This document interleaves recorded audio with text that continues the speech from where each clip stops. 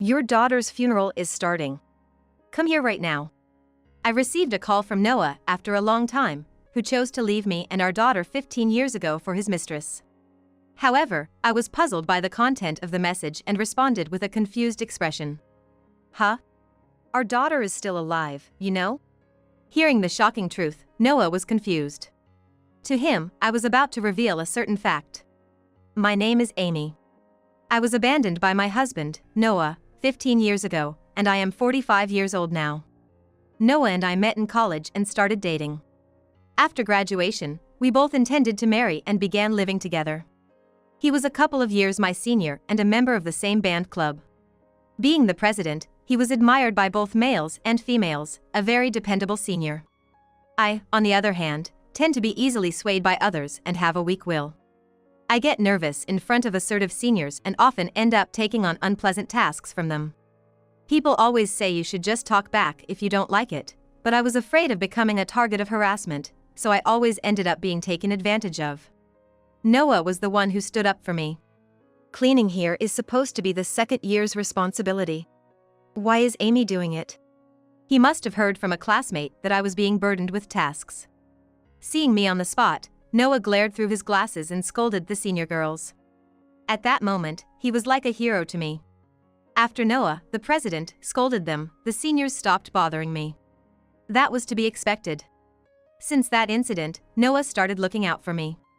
Not just in club activities but also around school, he'd casually talk to me, and before I knew it, I was included in Noah's circle of friends. Why do you take care of me so much? Because you're seriously committed to the club. I like people who dedicate themselves to something. Even so, Noah, you seem pretty hot on Amy. I thought you two were dating. Teased by friends, Noah never denied it. Instead, he blushed slightly and asked them to stop. Maybe for real? That reaction made me happy. By then, I was also conscious of him, and with encouragement from those around us, Noah and I started dating.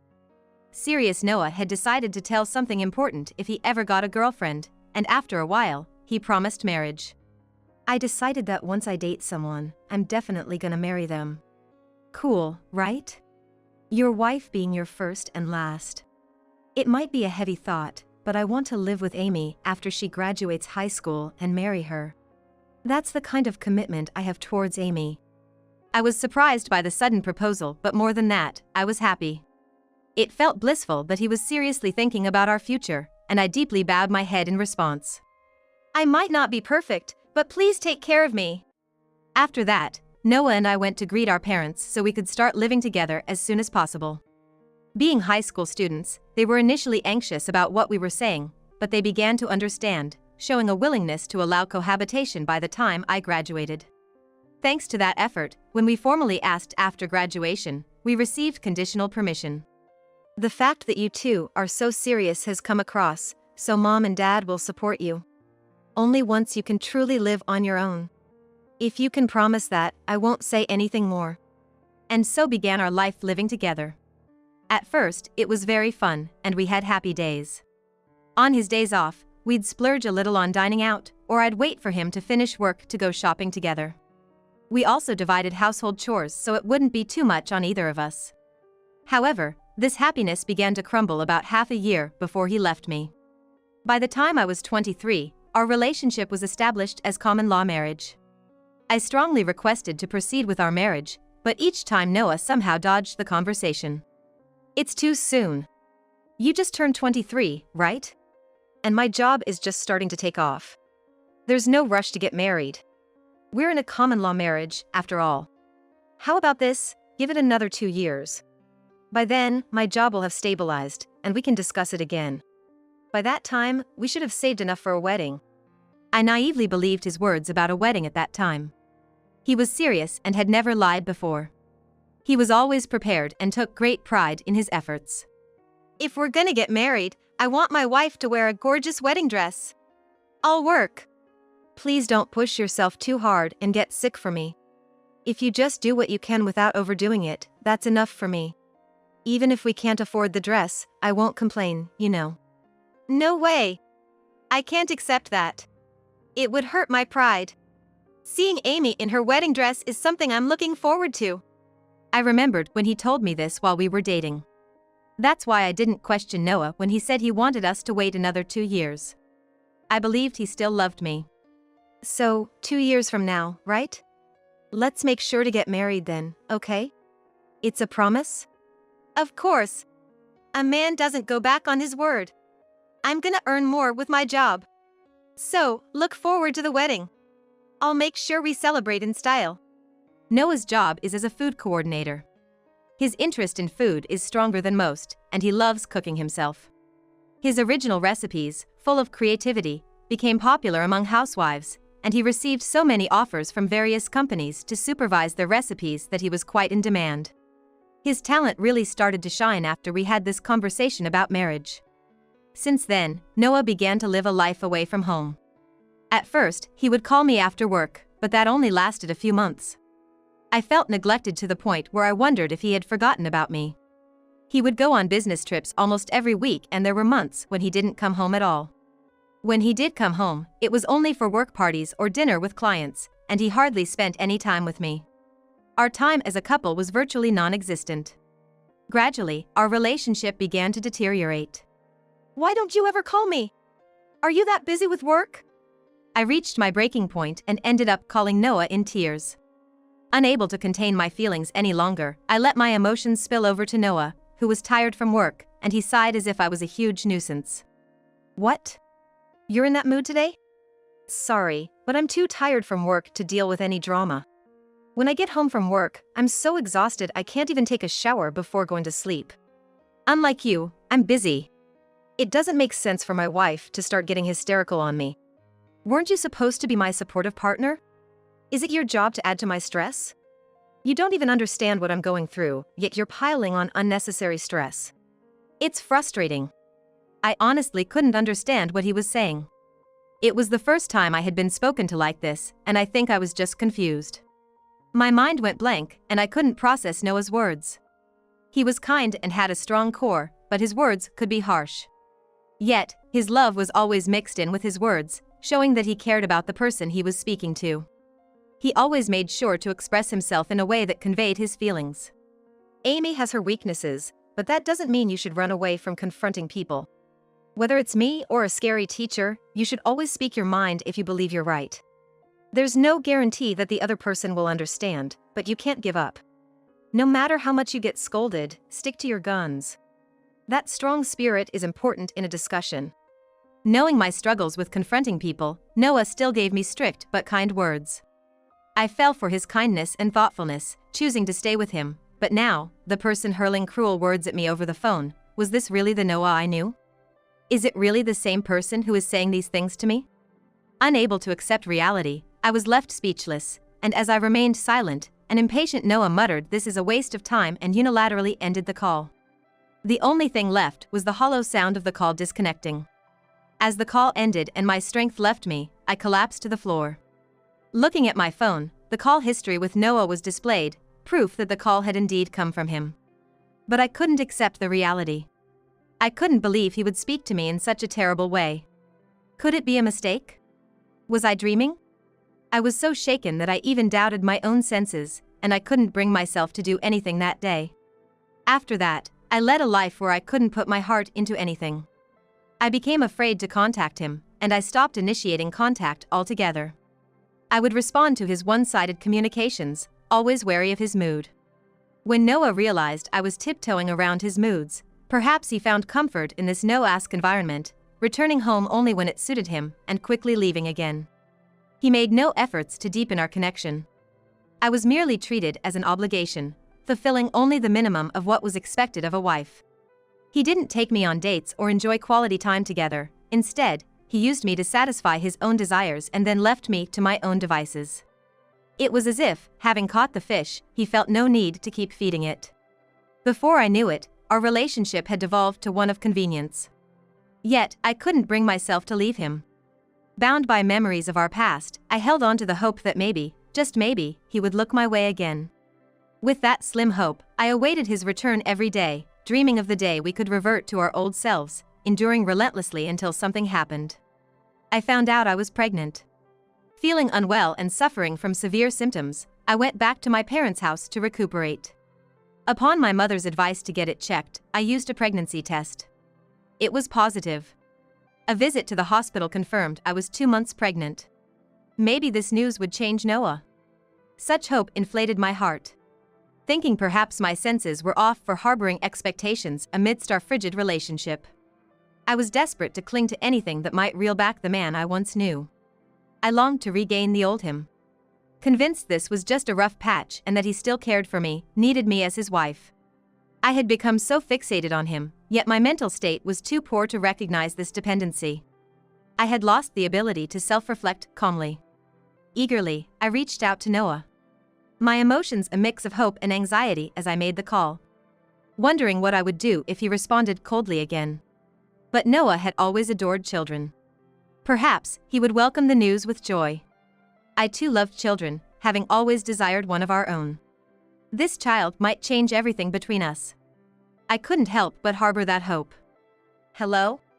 Noah answered, his tone reflecting slight annoyance at being called at an inconvenient time. But recalling the words Noah had once said during our dating years, I expressed my intent to confront this situation with him, sharing my feelings. "Noah, listen. I called because I have something important to tell you. I'm pregnant." "What?" Noah's reaction was one of utter confusion, as if my words made no sense to him. For once, his response wasn't mixed with sighs or irritation. It had been so long since I'd heard anything from him but displeasure.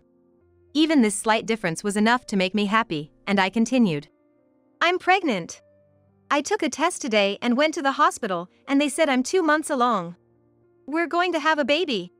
My cheerful demeanor seemed to finally help Noah grasp the situation, his voice shaking with emotion. "Really? That's congratulations. So, I'm gonna be a dad. I can hardly believe it." Noah laughed dryly. His joy and astonishment making the situation feel unreal. Unsure of how to react. I took his response as a sign of genuine surprise and confusion. "When will you be coming home? We need to tell your parents too. We have to decide on a name and get baby stuff ready. You're getting ahead of yourself. I'll tell my parents on my end, you just take care of yourself and the baby, okay? Stay rested and think only about you too. I can't come home for a while, but I'll let you know when I have a return date. Until then, don't do anything reckless, okay?" Feeling genuinely cared for the first time in a long time made me happy. As if the old Noah was back. I was hopeful that this child might bring us back to how we used to be. But reality is often not so kind. Months passed without any word from Noah. Being a freelancer, he had no fixed workplace, making it impossible to know who he was with or where he was. Trying to find him, who seemed to be in a different state each week, was like trying to catch clouds. The morning sickness made it even harder for me to muster the energy to search for him. I began to doubt whether I would ever hear from him again when my worst fears were confirmed. As usual, when I tried to call him, I couldn't get through to Noah's cell phone. "This number is busy right now," was the only response, a hollow announcement repeating itself. No matter how many times I redialed, and even when my parents tried calling, we got the same announcement. "Has he blocked me?" Faced with this unbelievable situation, everything went dark before my eyes. As I nearly collapsed, my father caught me, and my mother looked on worriedly. Confused about what was happening, I even went to his parents' house, only to be turned away at the door, with no one willing to explain anything. It dawned on me that Noah had abandoned me. But to be blocked and then turned away at the door. When I insisted on visiting his parents' house, they threatened to call the police on me. My friends suggested maybe he had just run away, offering no real support. Accepting the reality that I had been abandoned was incredibly difficult. "Amy, it's time to stop clinging to Noah. You're dad and I can't stand to see you fall apart anymore." 3 months had passed since Noah and I lost contact.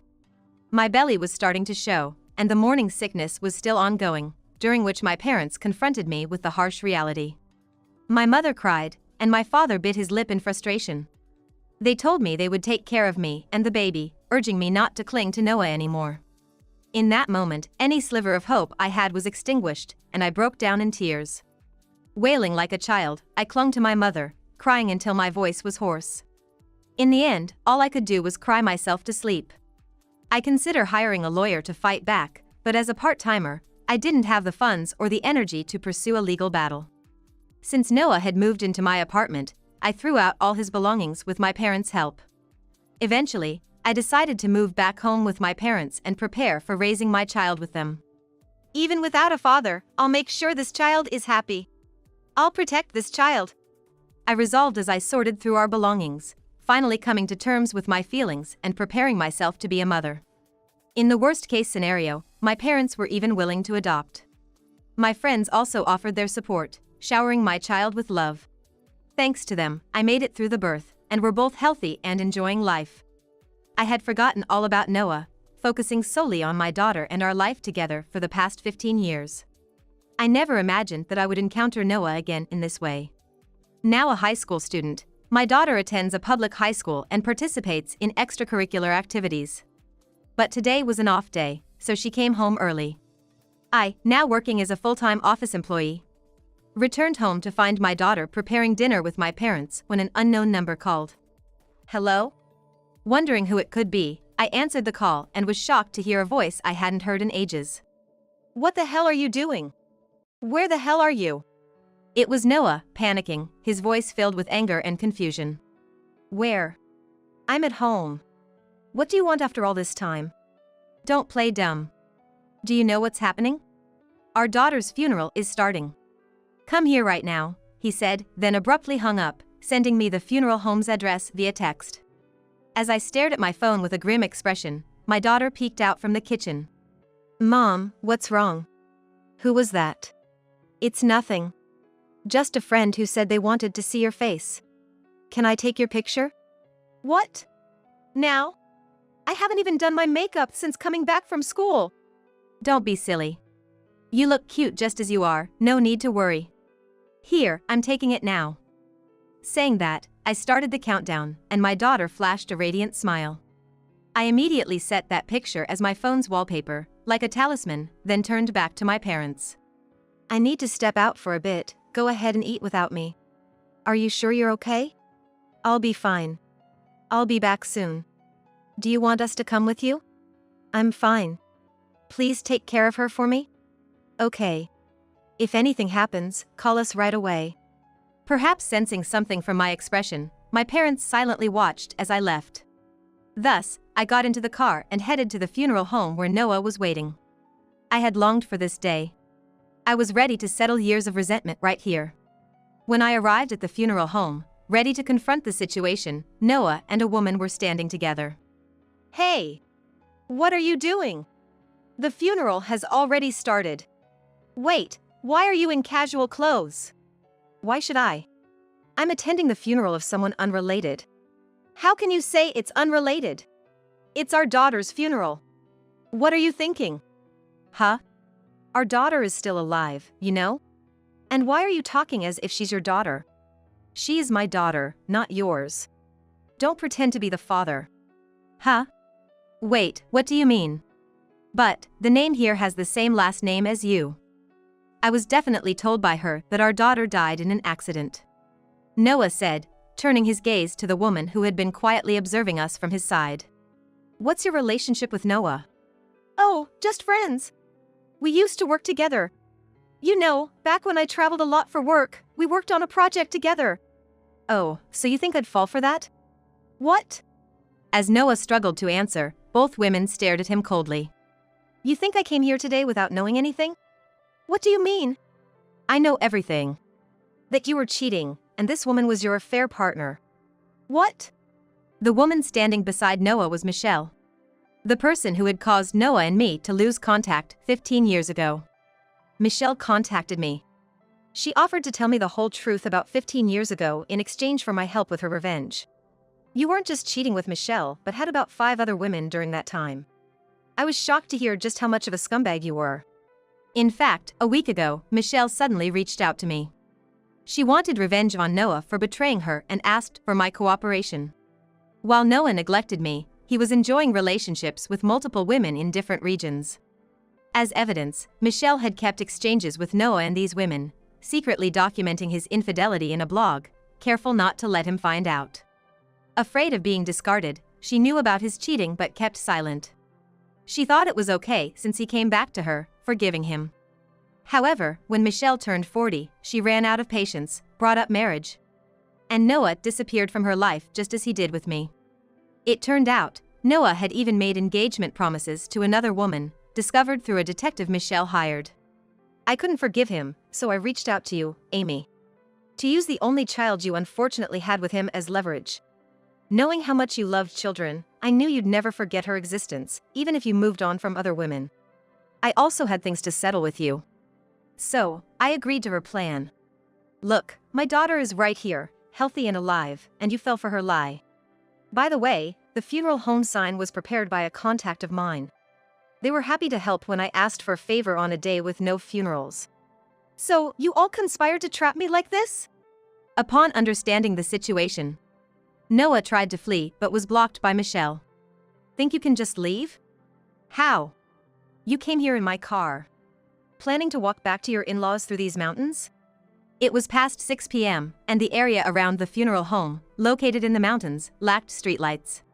Moreover, signs warning of wildlife sightings made walking back an unreasonable risk. Noah had no way to escape. So, what do you expect me to do now? Are you going to demand alimony now? But we never made any marriage promises, and it's been too long to demand compensation from Amy. Just as I thought. Noah had dared to contact me because of that. But I wasn't about to let him off the hook so easily. True, claims for compensation in a marriage have a limit. Exactly. So, trying to make a claim against me now is futile. But that's from the time the aggrieved party became aware or could have become aware of the damage, or the offender was identified. What? Noah, apparently not having done his homework, was taken aback to learn I was one step ahead.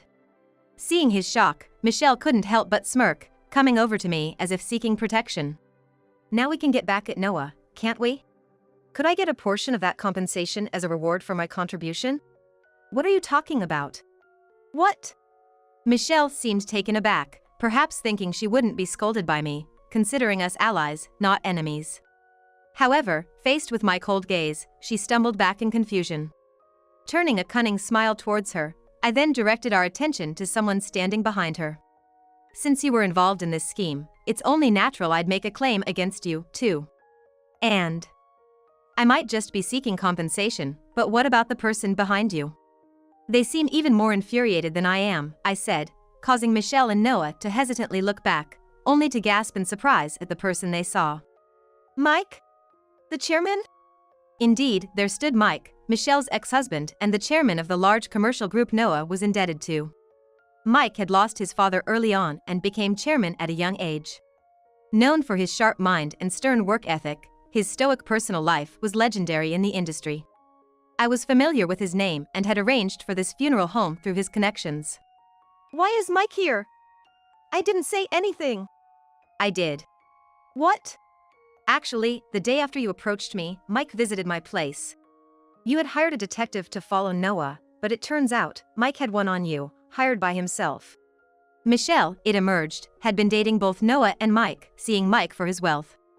While Mike considered their relationship serious enough to contemplate marriage, Michelle broke it off, finding his disciplined lifestyle too demanding, and sought to be with Noah instead. Suspicious of the abrupt breakup, Mike had a detective investigate Michelle. Learning all the details and initiating the plan he proposed to me after Michelle made contact. I was more than happy to go along with Mike's suggestion. I couldn't stand the thought of only Noah facing hell. You, Michelle, deserve to suffer too, for the 15 years of grudges to truly be settled. Wait, this isn't. Excuses are pointless. I cut her off as she frantically tried to explain, but Mike's imposing presence silenced her. Noah, on the other hand, seemed utterly defeated, barely reacting to the unfolding situation. I never imagined you'd stoop this low.